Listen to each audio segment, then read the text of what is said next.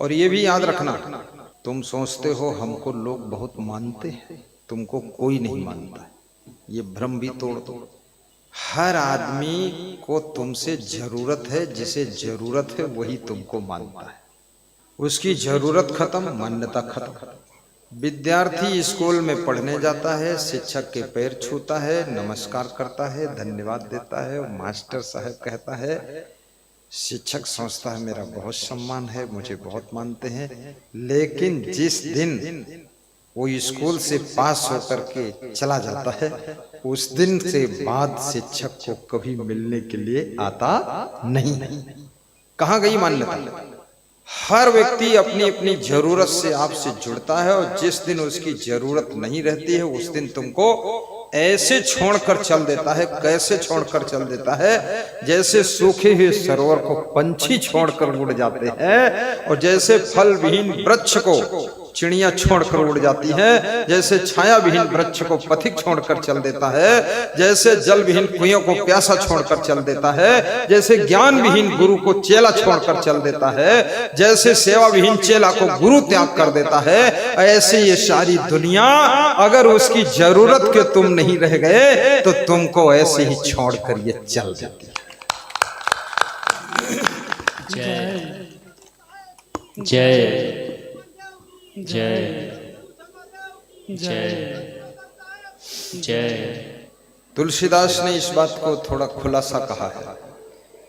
स्वरथ लागी करनी सब प्रीति, सुर नर मुनि सब किया रीति।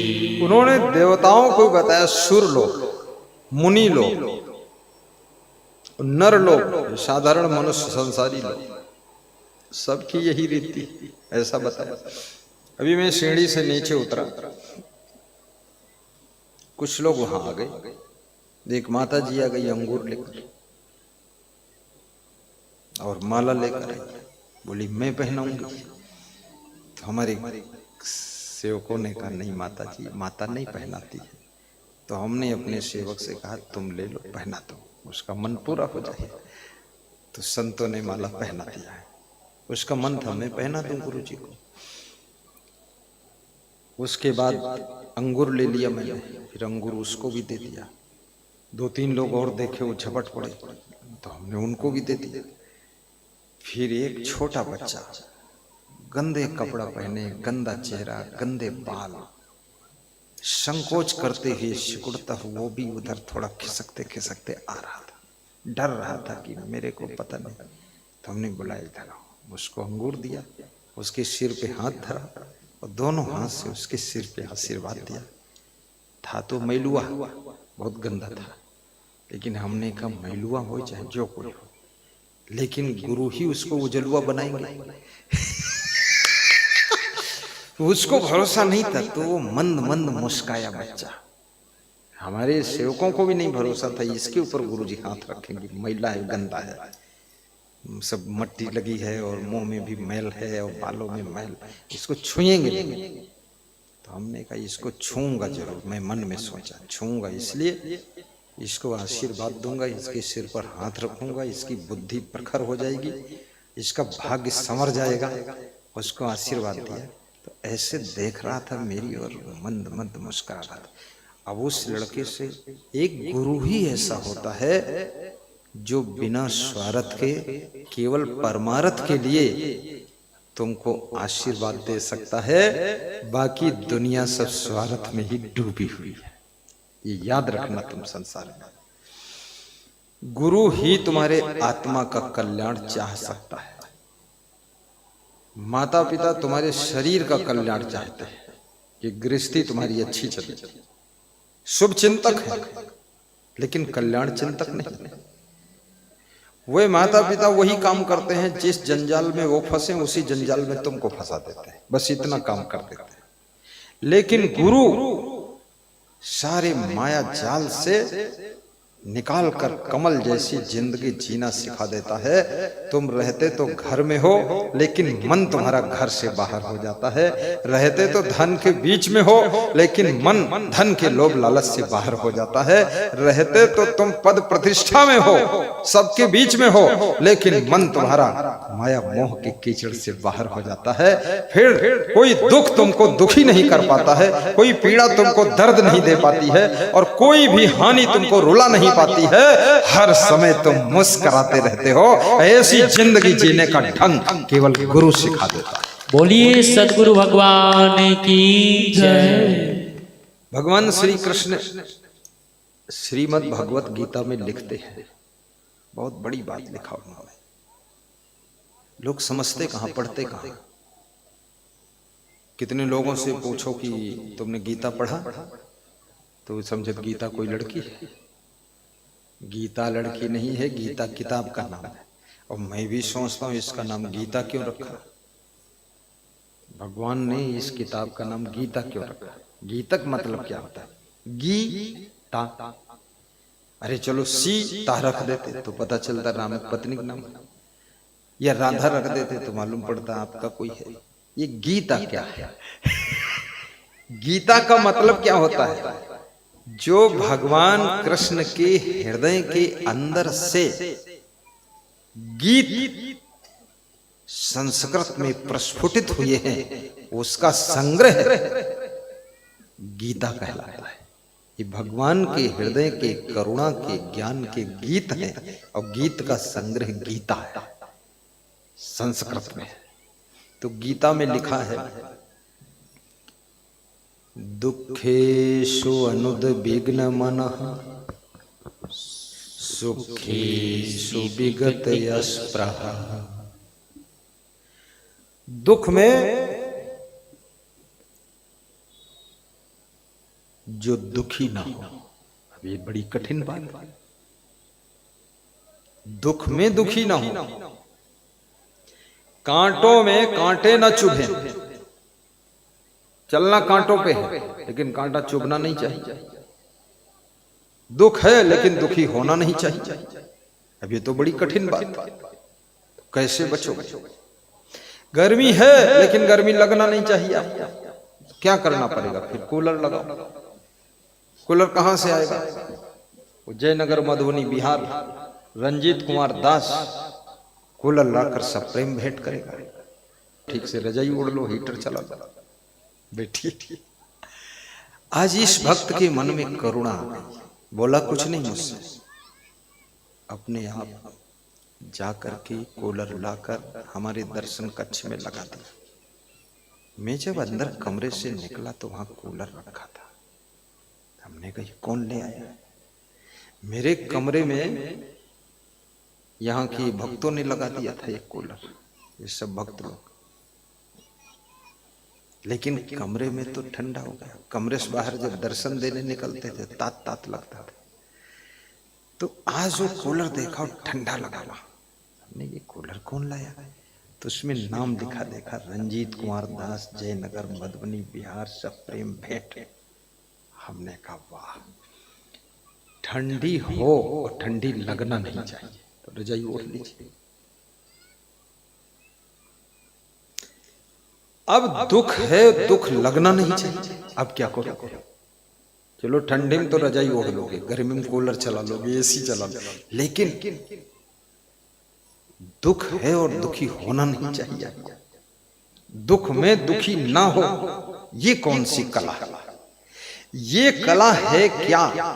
ये कैसे सीखोगे? क्या करोगे? एक कड़ी आपने सुना होगा, राजी हैं हम उसी में जिसमें तेरी रजा है।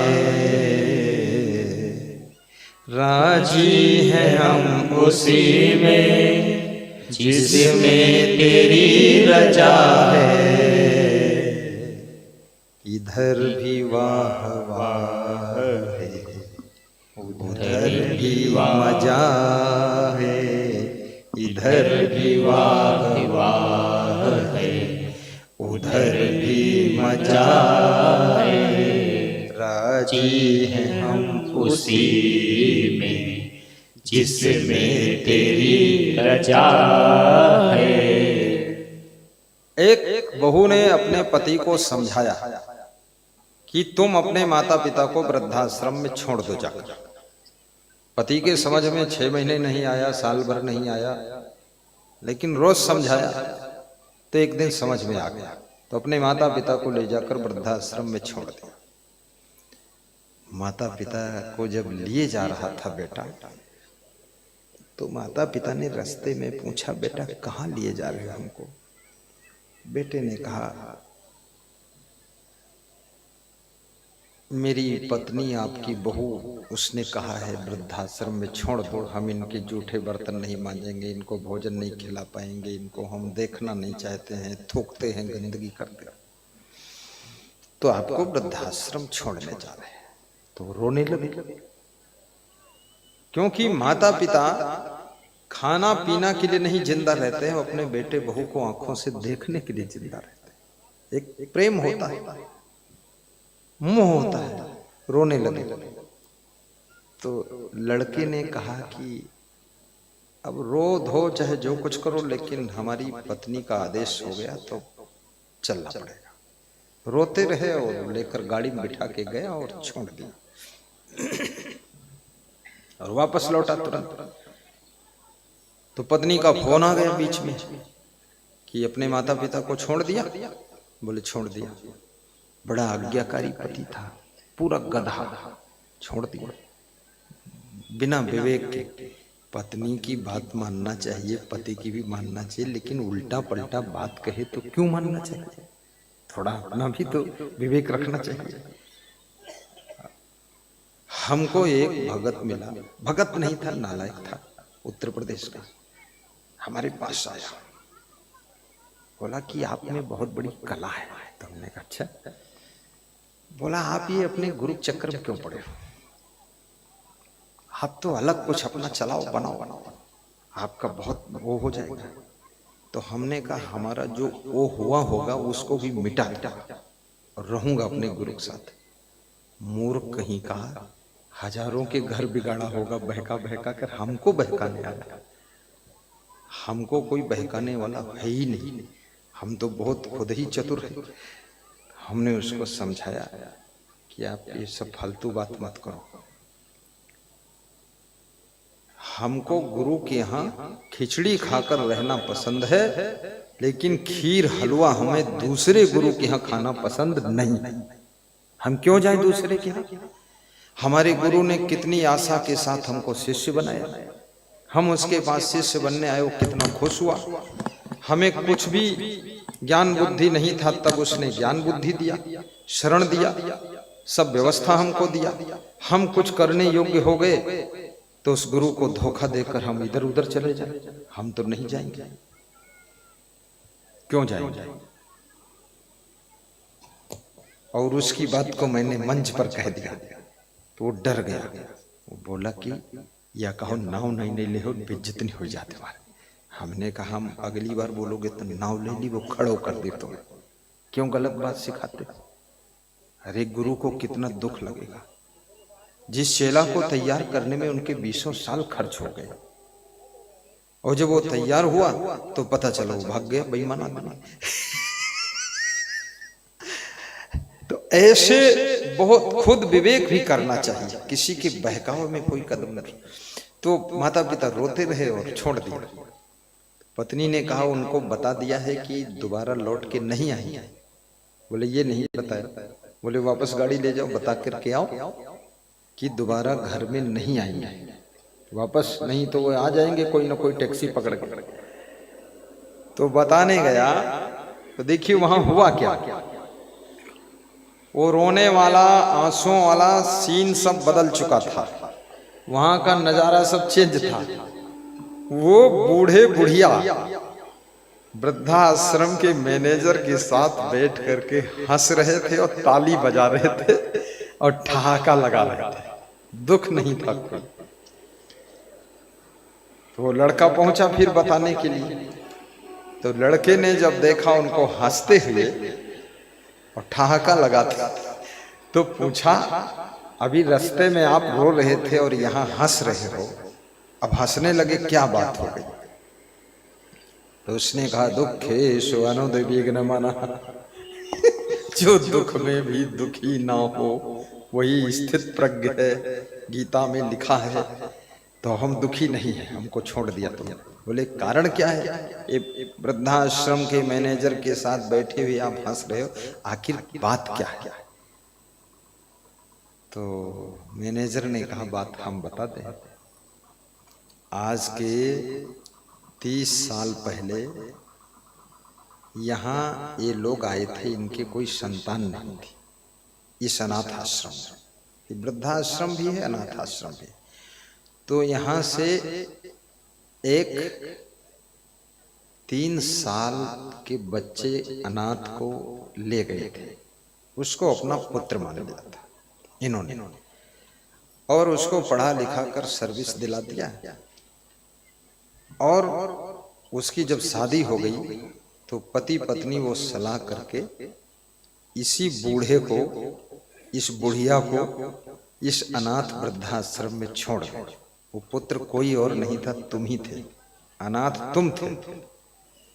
तुम यहाँ, तुमको कोई पैदा करके फेंक दिया था, तो उठाकर पाला गया था। 3 साल के थे तब ये ले गया था बुढ़ा, इसने पाल पोस कर पढ़ा लिखा कर बड़ा किया, धन प्रॉपर्टी मकान दुकान सब तुमको दे दिया, नौकरी मिल गई, शादी करा दिया। उसके बाद इसी बुढ़े को और इस बुढ़िया को तुम ही इसी आश्रम में अनाथ में छोड़ गए।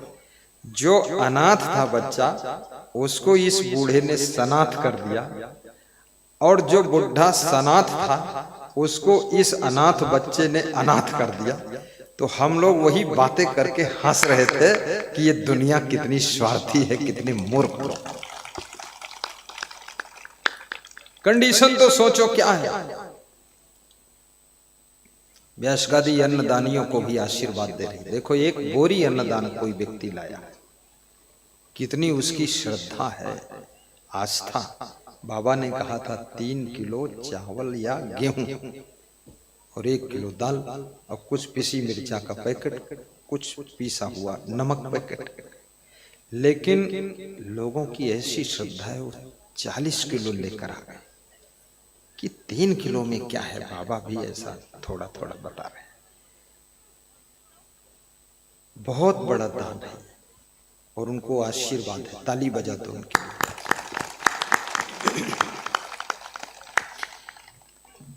पीछे भंडारा कल कितने लोगों ने खाया था? हाथ उठाओ। पीछे मंडप के पीछे भंडारा चलता है, कितने लोग खाए थे कल? हाथ उठाओ। अरे हाथ उठाने मत डरो, हम ये थोड़े कहेंगे जो खाए उल्टी करो। लोग सोचते हैं ये हम कोई बेइज्जती। अरे आपने खाया है तो गुरु को खुशी है, बहुत प्रसन्नता है। और इस भक्त मंडल पर हम खुश हैं कि इन्होंने सत्संग के साथ साथ, भजन के साथ साथ, आशीर्वाद के साथ साथ, गुरु दर्शन के साथ साथ आपके लिए महाप्रसाद भोजन की भी व्यवस्था किया है। ये छोटी मोटी बात नहीं है, इनके अंदर बहुत करुणा है। सुरेश यादव और ये जितने मक्केश्वर यादव और मनकेश्वर, कौन कौन वो, तांती साहब और गांती साहब और राजेश, मैं लिस्ट सोचता हूँ मेरे को दे दो ना, सबके नाम लिखकर हमको दे दो। शुरू दिन से मांग रहा हूँ, दे ही नहीं। शायद उनको भरोसा है कि पूरे कजरा गांव का नाम इनका याद ही हुई है गुरु जी का। दे दीजिए लिस्ट लिखकर, थोड़ा मेरे मुख से उनका नाम उच्चारण हो जाएगा, धन्य हो जाएगा। तो अब वो हंस रहे थे, वो दुखी नहीं थे, लेकिन बात दुख की है, क्योंकि जिस अनाथ बच्चे को ले जाकर के पढ़ा लिखा कर, बड़ा करके, पाल पोस कर, फीस देकर, कपड़ा पहनाकर, नौकरी दिला दिया, शादी कर दिया, मकान बना दिया, दे दिया, बिजनेस दे दिया, पैसा दे दिया 50 लाख, वो बच्चा उस घर मालिक को अनाथ आश्रम में, वृद्धाश्रम में छोड़ दिया, बात तो दुख की है, लेकिन वो दुखी नहीं थे, वो हंस रहे थे।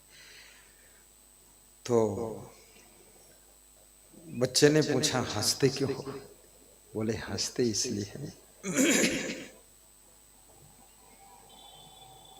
जैसा कर्म करेगा वैसा फल देगा भगवान, वैसा फल देगा भगवान। ये है गीता का ज्ञान, ये है गीता का ज्ञान। भगवान के घर देर है, अंधेर नहीं है, कर्मानुसार फल तो सभी मिलता यही है, सभी मिलता यही है। कर्मानुसार फल तो सभी मिलता यही है, सभी मिलता यही है। वो बूढ़े माँ बाप हंस रहे हैं और उन्होंने बताया कि मैं इसलिए खुश हूं कि आपने छोड़ तो यहाँ दिया है, कुछ और कहना है? बोले ये कहने आया हूं, दोबारा लौट कर घर में कभी मत आना, ऐसा मेरी पत्नी की इच्छा है। तो दोनों बूढ़े बुढ़िया ठहाका मारकर हंसे बहुत अच्छा, हमेशा के लिए छुट्टी हो गई, क्योंकि इनके पोता पोती को हम ढोते रहते खाम खा झंझट, वो भी छुट्टी मिल गई।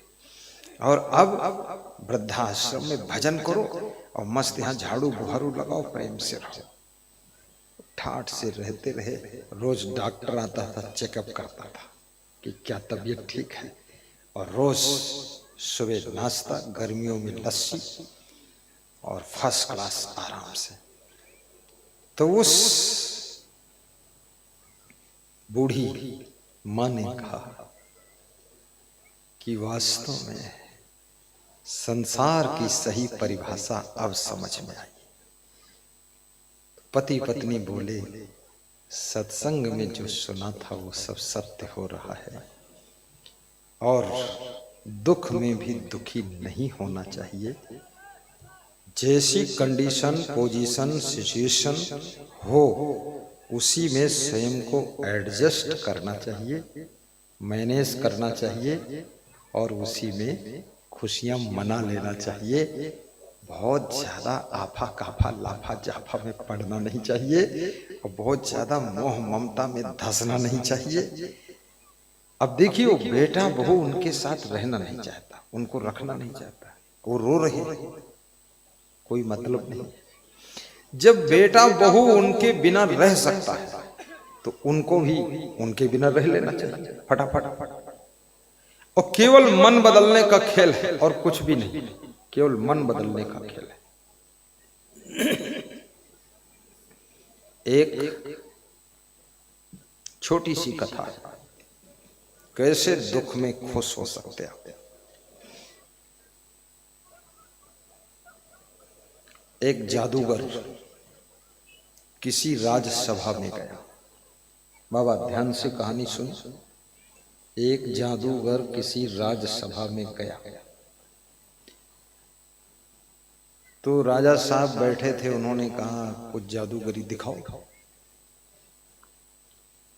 लोगों को मजा आता है जादूगिरी देखने में, तो उसने क्या किया, ऐसा जादू चलाया कि राजा साहब का जो मुकुट था वो गायब हो गया।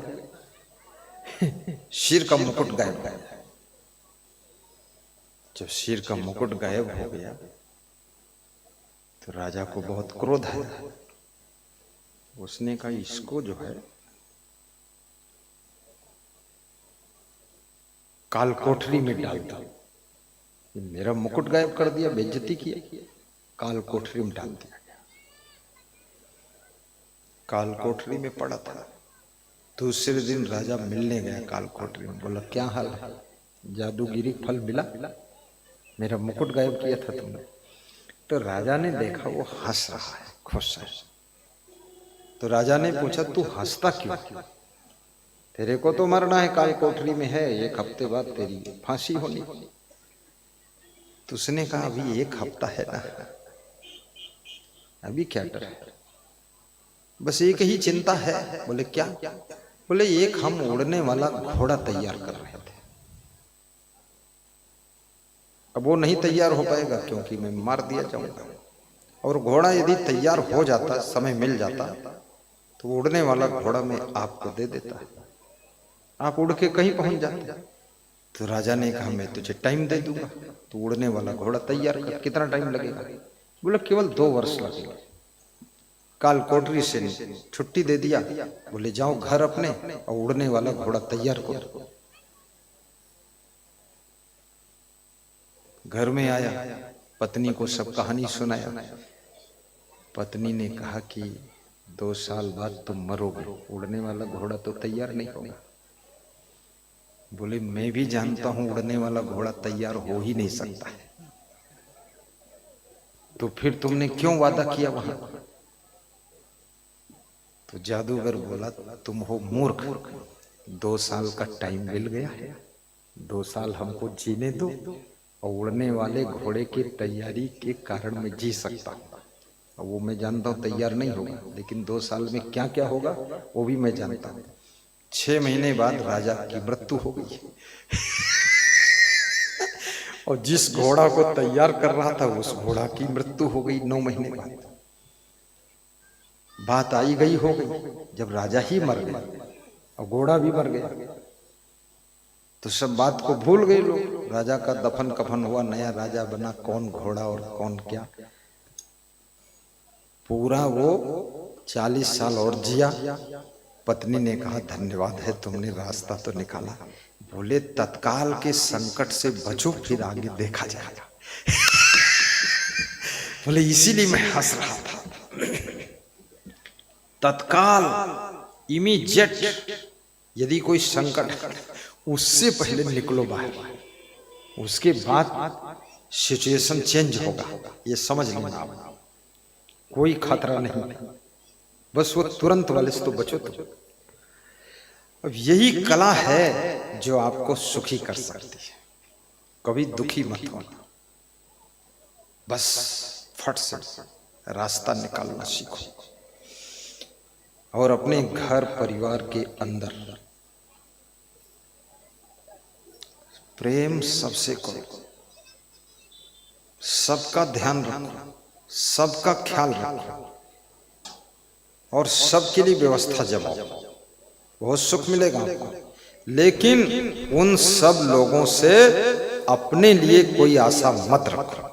जिस दिन उनसे तुम अपने लिए आशा रखोगे और जिस दिन ये बकोगे, हमने बेटे के लिए इतना किया, उसने हमारे लिए कुछ नहीं किया, हमने वाइफ के लिए इतना किया, उसने कुछ नहीं किया, हमने पति के लिए सब कुछ किया, उसने कुछ नहीं किया, जिस दिन ये बकना शुरू कर दोगे उसी दिन तुम दुख के कुआं में गिर जाओगे, बहुत दुख पाओगे। ये बको मत।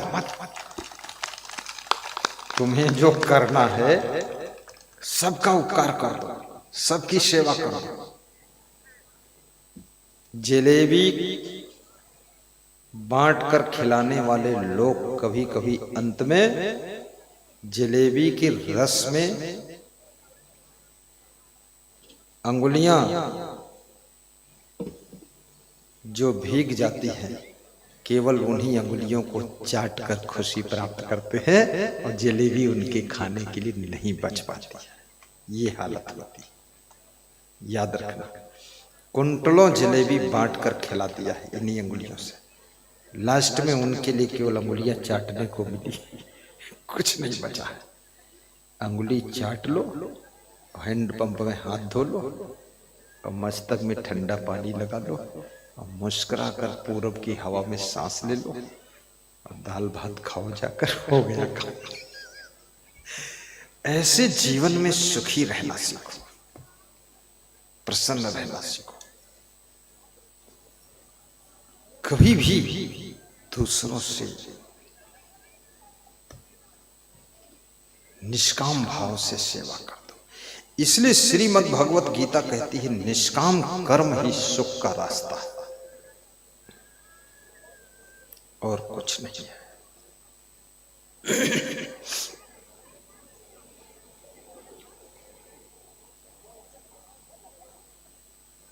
परहित सरिस धर्म नहीं भाई, परहित सरीस धर्म नहीं भाई, पर पीड़ा सम नहीं अधमाई, पर पीड़ा सम नहीं अधमाई,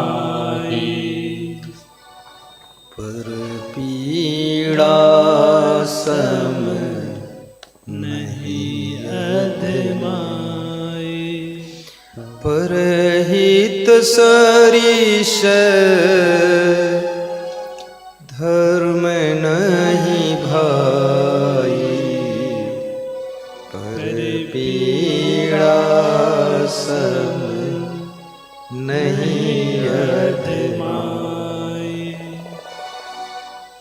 आप सत्कर्म करो, दुष्कर्म करो, कुकर्म करो, पुण्य कर्म करो, पाप कर्म करो, धर्म कर्म करो, अधर्म कर्म करो, उल्टा करो, पलटा करो, सुलटा करो, जैसा करो वैसा करो, आप चिंता मत कीजिए। आपका जो कर्म है, जो पुण्य है, उसका फल कोई इंसान नहीं दे सकता है, कोई नहीं दे सकता है। आपकी शुभ कर्म का फल, पुण्य कर्म का फल, आपकी धर्म का फल, परोपकार का फल कोई दुनिया में आपको देता ही नहीं, देगा भी नहीं, दे सकता भी नहीं। कौन देगा? आपका सत्कर्म ही आपको फल देगा। सत्कर्म, तुम कितनी दूर चले जाओ तुम्हें फल देगा। इसलिए हमेशा शुभ सोचो, शुभ करो। लोग हमारे लिए करें तब हम उनके लिए करेंगे। अगर ऐसा आपने सिस्टम सेट किया है तो आप परोपकार नहीं कर रहे, आप धंधा कर रहे हैं। ये तो धंधे में होता है इस तरह से कि हम आपको ये काम करेंगे, तुम हमारा वो काम करो। निष्काम, और निष्काम कर्म कई गुना फल लाता है, कई गुना फल लाता है। कभी घबराइए मत। इसलिए परोपकार के पथ पर चलने वाले लोग हमेशा प्रसन्न रहते हैं। एक राजा ने अपनी प्रजा का बहुत धन चुराया और जंगल में जाकर के एक गुफा में अंडरग्राउंड में बहुत बड़ा हाल बनाकर उसमें सोना, चांदी, हीरा, जवाहरात सब जमा किया। विश्वसनीय एक मंत्री था उसका, उसको बताया तुम्हारी जानकारी में रहेगा, हम तुम दो ही जानेंगे। बड़ा खुश, बीच बीच जाकर देख लेता था और उसका जो दरवाजा लगाया वो कोड नंबर से खुलता था। तो राजा एक दिन इच्छा हुई जाकर देख लो, तो गया वहां देखने के लिए।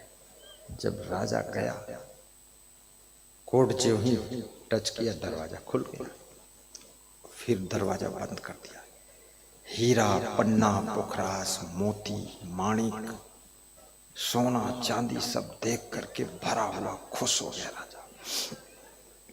1 घंटे उसमें घूमता रहा, देखता रहा, हंसता रहा, खुशी मनाता रहा।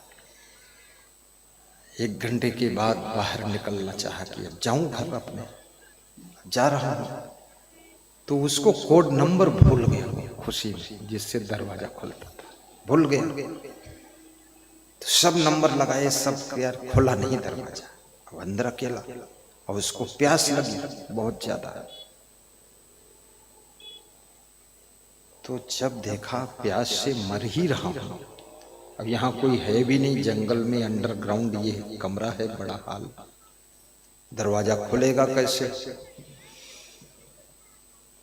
तो उसने अपनी अंगुली को सोना लेकर के फाड़ा और खून से दीवार पर लिखा कि मेरे पास में पूरी जनता का चुराया हुआ हीरा, सोना, चांदी, दौलत, रुपया, धन सब कुछ जमा है, इकट्ठा है, लेकिन आज मैं एक लोटा पानी न मिलने के कारण प्यासा मर रहा हूं। तो हीरा बिछाया और उस पर लेट गया और मर गया। जब शाम तक राजा नहीं लौटा तो मंत्री को संदेह हुआ कि राजा साहब शायद वहीं गए होंगे और कहाँ जाएंगे अकेले। तो मंत्री पहुंचा वहां, तो उसने कोड लगाया, खुल गया दरवाजा। अंदर देखा तो राजा साहब की लाश पड़ी और दीवार पर लिखा हुआ है कि ये सोना चांदी हीरा जवाहरात इतना चोरी करके, घोटाला करके, बेईमानी करके जनता को लूट कर हमने भर के सब रखा, लेकिन ये भी मेरी जान बचा नहीं सका और मैं प्यासा मर रहा हूं इसमें। तो मंत्री के मन में पहले लालच आया कि अब राजा तो मर ही गया, कोई जानता तो है नहीं और हम ही जानते थे, तो ये धन, ये सोना चांदी सब अपने घर भागू में ले जाकर। फिर वो जो कोटेशन लिखा था खून से उसको पढ़ा तो बोला जब राजा की जिंदगी को बचाने के लिए सोना चांदी काम नहीं आ सका और ये सब हीरा जवाहरात, तो ये जनता का लूटा हुआ धन ये फलित होगा नहीं। तो उसने राजा की लाश को वहां से उठा करके और एक सरोवर के किनारे झाड़ी में डाल दिया।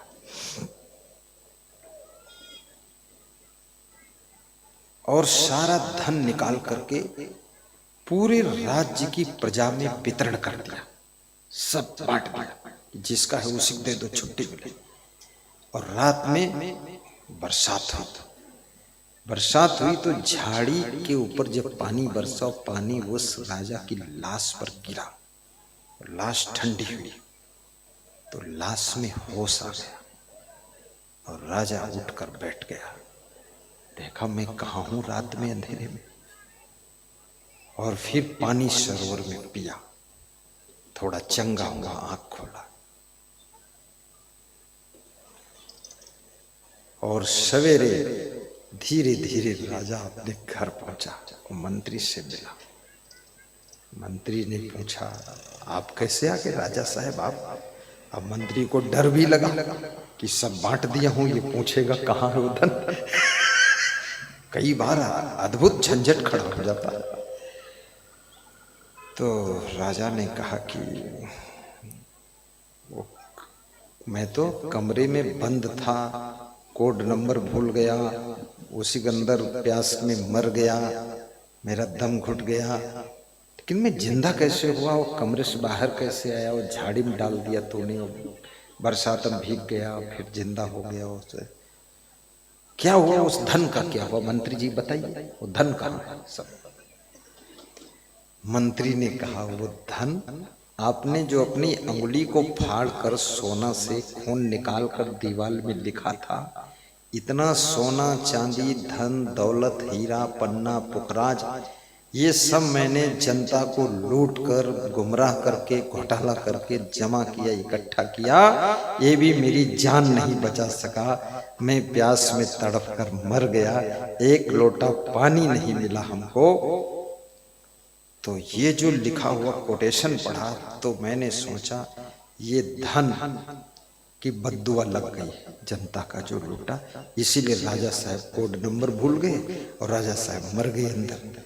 तो मैं पहले लोभ आया मैं इसको सब अपने घर ले जाऊं, फिर सोचा कि हमारे घर में सब मर जाएंगे, ये कुधन खाने से ठीक नहीं, तो हमने उसको सब प्रजा को बांट दिया।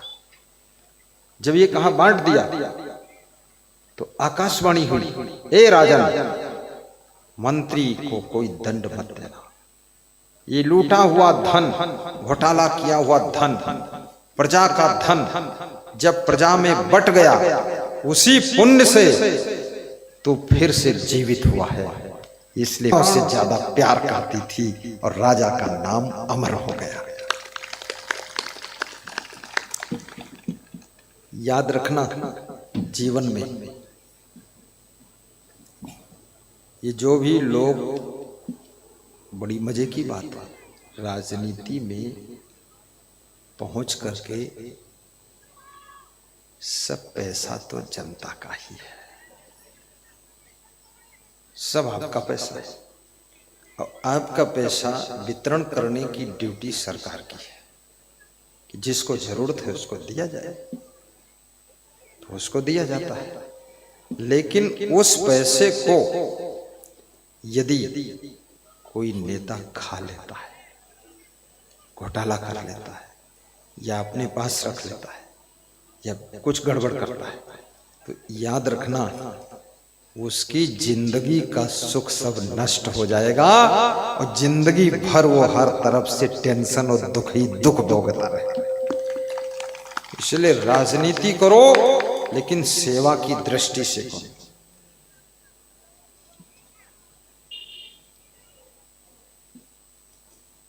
रुपया जो कमाते याद रखें वे सभी, अन्याय से कमाया धन फलता न है कभी, फलता न है कभी। अन्याय से कमाया धन फलता न है कभी, फलता न है कभी। अन्याय से कमाया धन फलता न है कभी, फलता न है कभी। अन्यायोपार्जितम द्रव्यम 10 वर्षाणि तिष्ठति, प्राप्ते तु खोड़ से वर्षे समूलम शीघ्रम विनश्यति। बहुत बड़ी बात है। अन्याय से कमाया हुआ धन अधिक से अधिक 10 वर्ष तक तुम्हारे पास रहता है।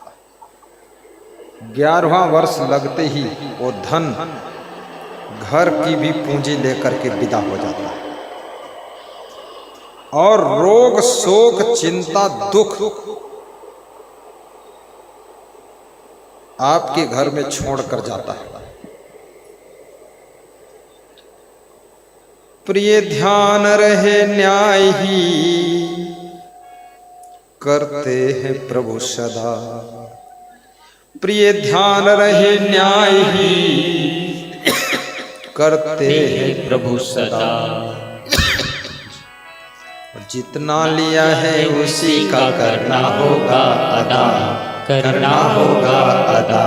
जितना लिया है उसी का करना होगा अदा, करना होगा अदा। जितना लिया है उसी का करना होगा अदा, करना होगा अदा। इसलिए धनवान बनना गुनाह नहीं, धनवान बनो। धनवान भगवान राम भी थे, सोने का भवन था उनके घर में भी। धनवान कृष्ण भगवान भी थे, सोने की द्वारिका थी। लेकिन धनवान बनो तो कनक भवन में, अपने भवन में राम बनकर रहो, सीता बनकर रहो। महल बनाओ, मीरा बनकर उसमें भजन करो। द्वारिका सोने की सजाओ, कृष्ण बनकर के भक्ति और ज्ञान का सत्संग करो। रावण बनकर के उसमें दारू, अंडा, मुर्गा, बकरा, भैंसा, व्यभिचार, अनाचार, भ्रष्टाचार, ये कभी मत करो।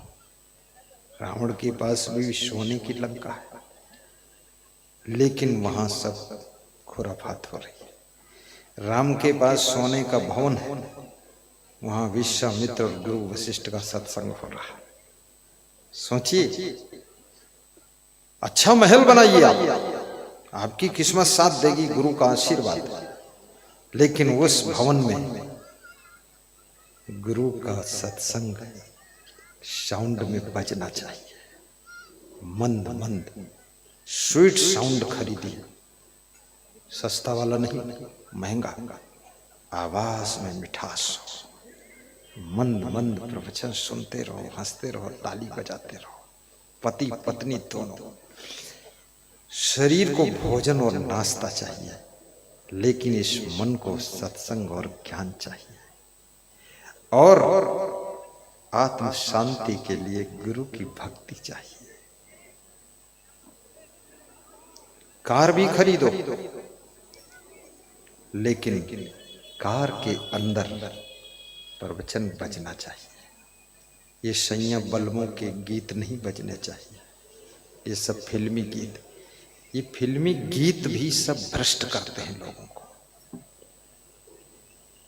नए नए बच्चे फिल्मी गीतों को, मूवी को, फिल्म को देख देख करके, हीरो हीरोइन, इनको सब देख देख करके बहुत चरित्र भ्रष्ट हो रहे हैं। मैं सोचता हूँ कोई ऐसा भी कानून नया बने कि ये खुराफाती फिल्में सब बंद हो जाए।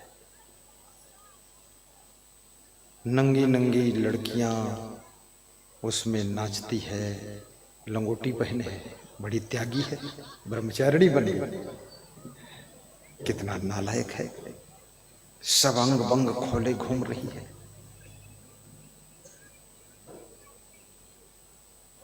ये फिल्म को बंद ही करना पड़ेगा। ये हीरो हीरोइन पर बैन लगाना पड़ेगा।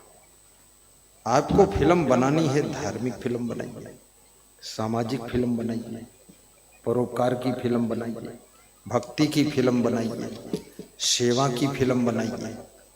श्रवण कुमार की फिल्म बनाइए, माता पिता की सेवा करते थे।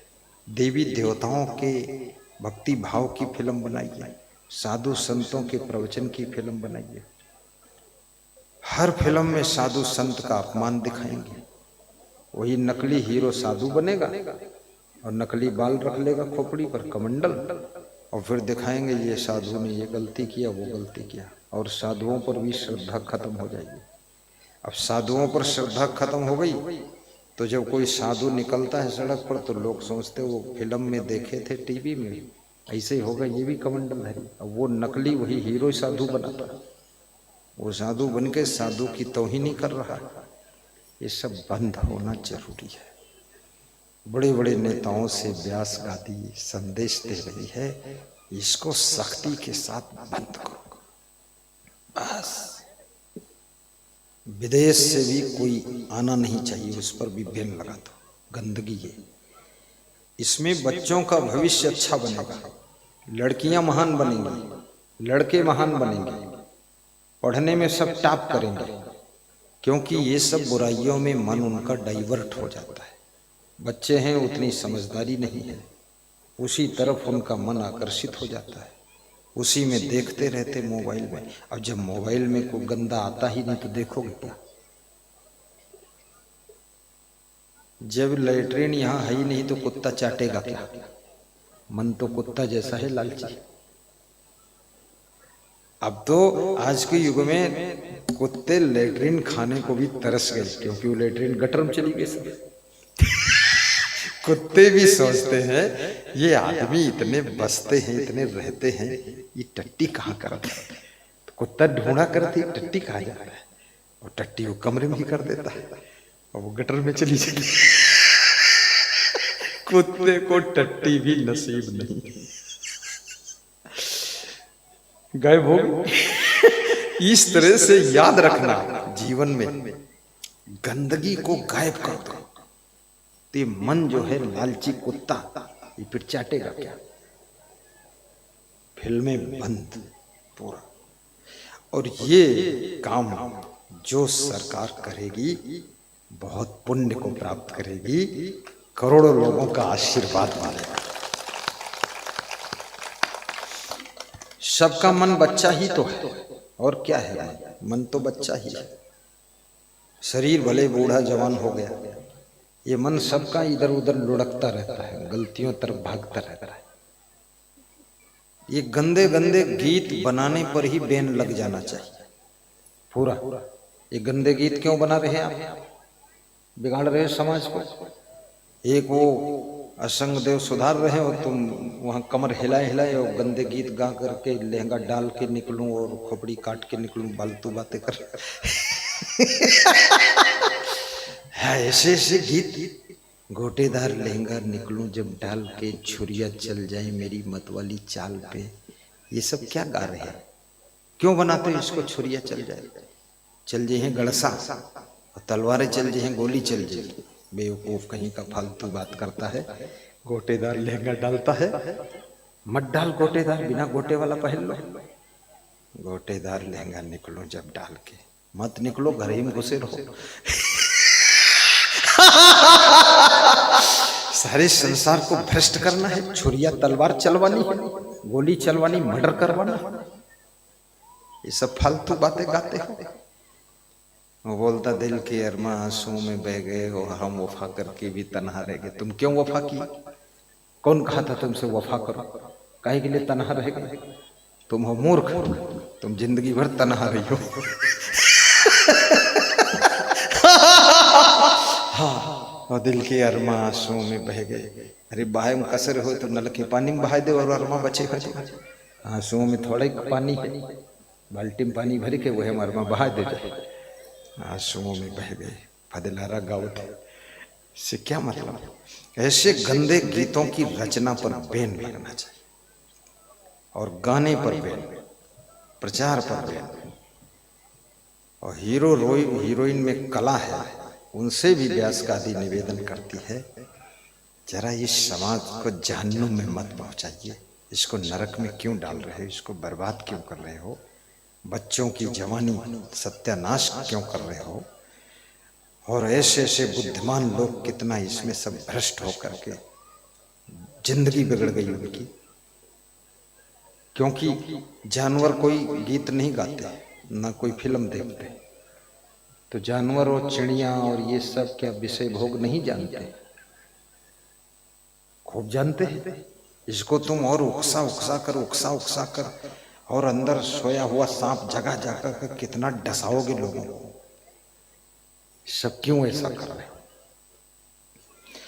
अब साधुओं के लिए भी बहुत बड़ा खतरा हो गया। पहले साधुओं को कुसंग से बचाया जा सकता था, अब साधु के पास भी मोबाइल है। जिस साधु का मन थोड़ा भी खराब है, वो मोबाइल लेकर के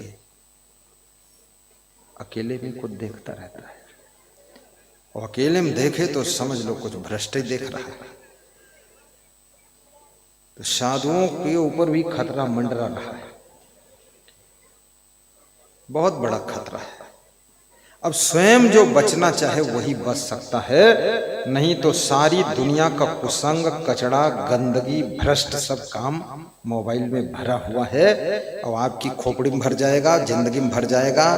आपका चरित्र नष्ट हो जाएगा, वैराग्य नष्ट हो जाएगा, साधुआई चौपट हो जाएगी, ब्रह्मचर्य खंडित हो जाएगा, और महाधूर्त मूर्ख भूत बनकर घूमोगे। इसलिए कृपया स्वयं को बचाने की चिंता आपको होना चाहिए।